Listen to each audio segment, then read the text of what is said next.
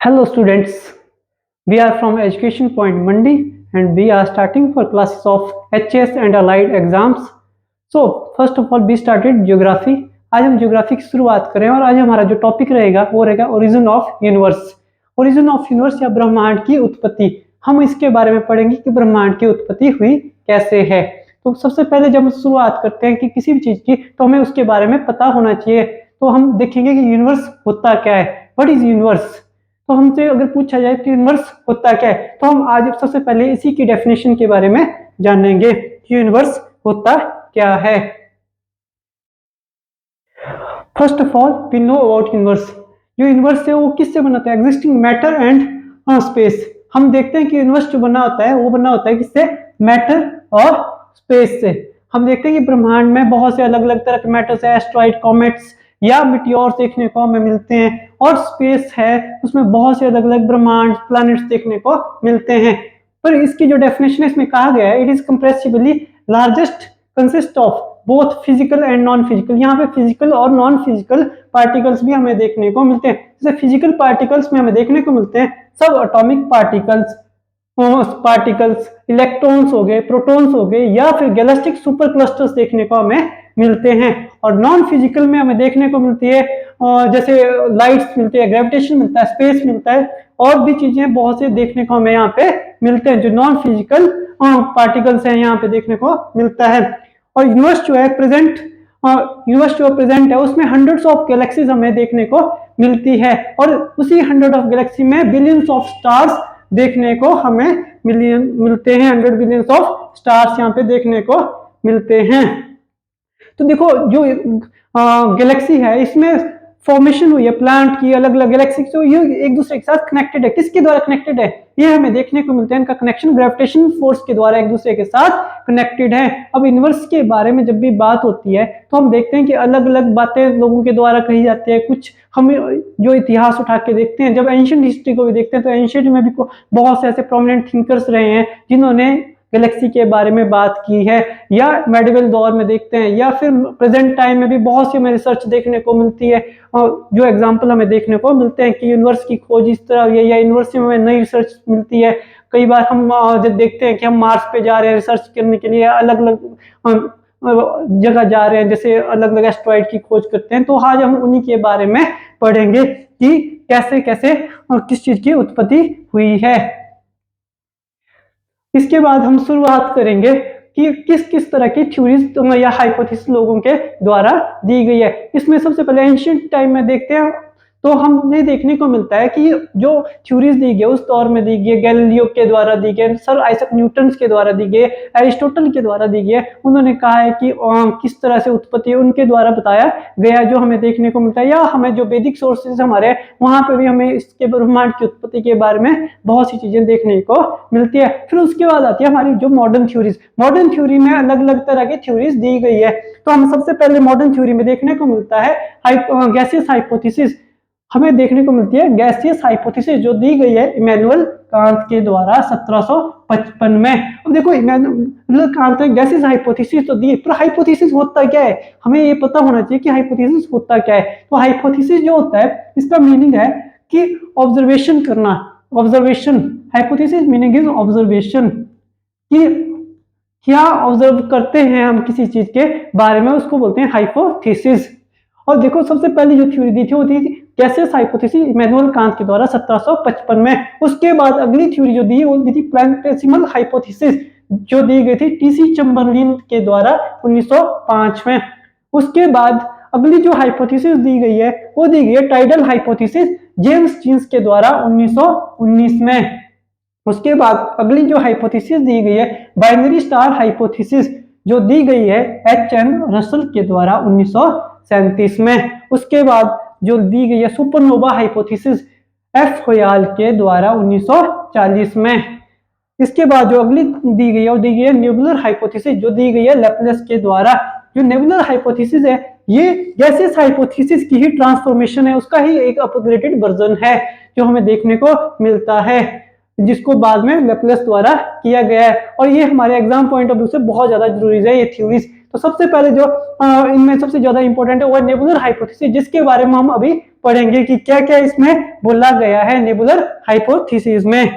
सबसे पहले हम इसमें पढ़ेंगे नेबुलर हाइपोथेसिस में कि जो गैलेक्सी है ये स्टार्ट होती है, Galaxy start from accumulation of hydrogen gas, कि जो गैलेक्सी है वो स्टार्ट होती है किससे, हाइड्रोजन गैस से। और इसमें very large number of clouds particles हमें देखने को मिलते हैं, इसको हम बोलते हैं नेबुला। नेबुला की फॉर्म में हमें क्लाउड्स देखने को मिलते हैं। और जो ग्रोइंग नेबुला स्टार्ट होते हैं वो डेवलप करते हैं localized clump of gases. Clump of gases का मतलब है group of gases, group of gases हमें देखने को मिलती है। These clumps continue to grow into even denser gaseous bodies and giving rise। ये जो क्लम्प्स है हमेशा ग्रो करते रहते हैं और क्या करते हैं, राइज करते रहते हैं। और इसकी राइज की वजह से क्या होता है, फॉर्मेशन ऑफ स्टार्स हमें देखने को मिलते हैं। और इस इवेंट को होने में कम से कम 5 से 6 बिलियन ईयर का टाइम हमें देखने को मिलता है, कि इतना टाइम इस चीज को लग जाता है जब भी ये चीज होती है नेबुलर हाइपोथेसिस। नेबुलर हाइपोथेसिस के बाद हम देखते हैं कि नेबुलर हाइपोथेसिस में और भी क्या चीजें हुई है, कि किस तरह से इसमें ब्रह्मांड की फॉर्मेशन हमें देखने को मिलती है या यूनिवर्स की फॉर्मेशन हमें देखने को मिलती है। आप देखो इस डायग्राम के, देखना ध्यान से देखो कि किस तरह से नेबुलर हाइपोथेसिस की फॉर्मेशन हमें देखने को मिलती है। यहाँ हमें देखते हैं कि 4 तरह से स्टार्टिंग कैसे होती है नेबुलर हाइपोथेसिस की। सबसे पहले क्या होता है, टेम्परेचर इंक्रीज हो जाता है और नेबुला कोलैप्स हो जाता है। हम देखते हैं कि पहले टेम्परेचर जो है इंक्रीज होगा, सडनली इंक्रीज स्टार्ट हो जाएगा और नेबुलर जो है वो क्या होगा, कोलैप्स हो जाएगा। देन उसके बाद क्या होगा, रोटेशन जो है इंक्रीज हो जाएगी, रोटेशन की स्पीड बढ़ने हो जाएगी, रोटेशन करना स्टार्ट करेगा और टेम्परेचर भी ग्रो अप होना स्टार्ट हो जाएगा।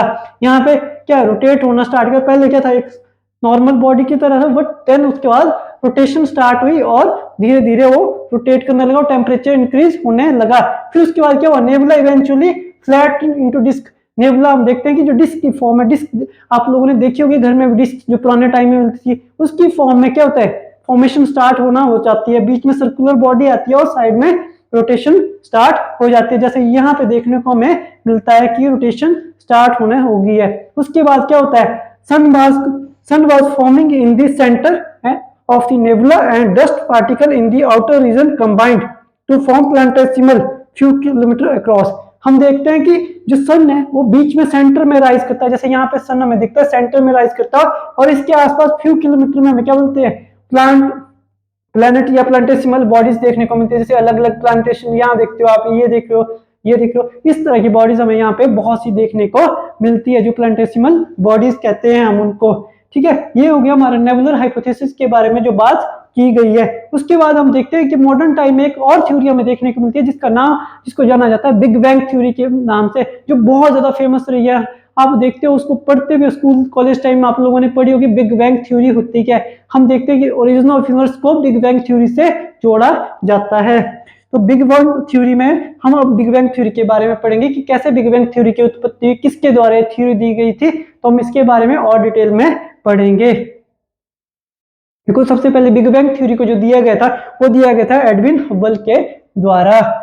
और इसकी बिगिनिंग कहाँ से हुई थी, इन्होंने बोला कि बिगिनिंग ऑफ यूनिवर्स जो है वो एक टीनी बॉल से हुई है, सिंगल एटम से हुई है, जो इंडिविजुअली क्या है, स्मॉल वॉल्यूम है उसका और इनफाइनाइट टेम्परेचर है या डेंसिटी है, कि उसका टेम्परेचर बहुत ही ज्यादा है और एक स्मॉल छोटा सा वॉल्यूम है उसका, एक छोटा सा एरिया है।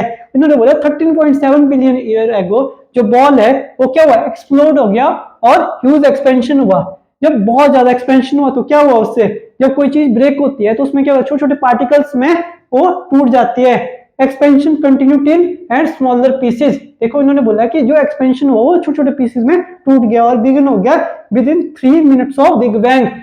बिना 3 मिनट के अंदर अंदर पूरा वो चीज होगी, फॉर्मेशन होगी। उसके बाद within 3 lakh year explosion temperature drop from 4500 calorie to give rise atomic matter. देखो 3 लाख सालों बाद क्या हुआ, टेम्परेचर ड्रॉप हो गया, 4500 केल्विन से ड्रॉप होना स्टार्ट हो गया। जब हम डायग्राम में देखते हैं, जब यहाँ पे हम डायग्राम पे भी देखते हैं कि टेम्परेचर जो है, जैसे टेम्परेचर पहले कितना,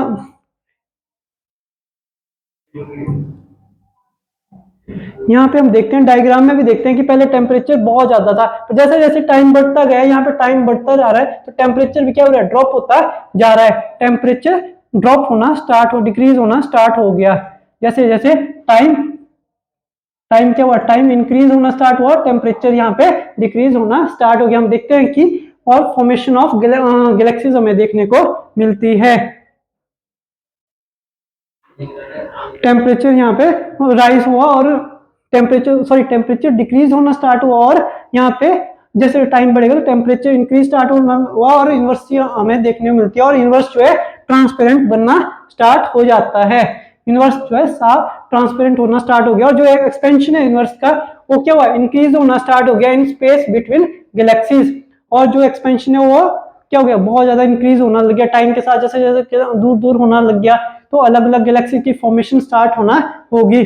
और हम देखते हैं कि अल्टरनेट थ्योरी जो होयाल कंसेप्ट है उसमें भी स्टेडी स्टेट की बात की गई है, सेम चीज की बात की है, और कंसीडर किया गया कि यूनिवर्स जो है रफली सेम साइज का है at any point of time. और उसमें भी यही बात बताई गई है कि जो यूनिवर्स है वो सेम साइज का है और same time point of time पे सेम है, ठीक है, रफली सेम साइज का है हर पॉइंट ऑफ टाइम के साथ। पर हम देखते हैं कि हमारे जो गैलेक्सी है उसमें बिलियंस ऑफ गैलेक्सीज देखने को हमें मिलती है, हमारे यूनिवर्स के अंदर बहुत सी गैलेक्सीज है, बिलियंस ऑफ स्टार्स देखने को मिलते हैं।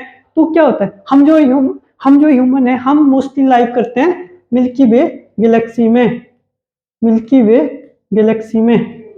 फिर आपसे कभी जैसे वन लाइनर एग्जाम में कभी क्वेश्चन पूछ गया है तो आपसे ये पूछा जाता है कि जो हम ह्यूमन है वो कहाँ पे लाइव करते हैं, मिल्की वे गैलेक्सीज में। देखो हम देखते हैं कि मिल्की वे गैलेक्सी एक है, पर बहुत सी बिलियंस ऑफ गैलेक्सीज हमें यूनिवर्स में देखने को मिलती है, और बिलियंस ऑफ सन्स भी हमें देखने को वहां पे मिलते हैं। हम ये नहीं बोल सकते कि हमारे पास एक ही सन है, sun is also formation of a star के रूप में हमें देखने को मिलता है। ये हमारी बिग बैंग थ्योरी है।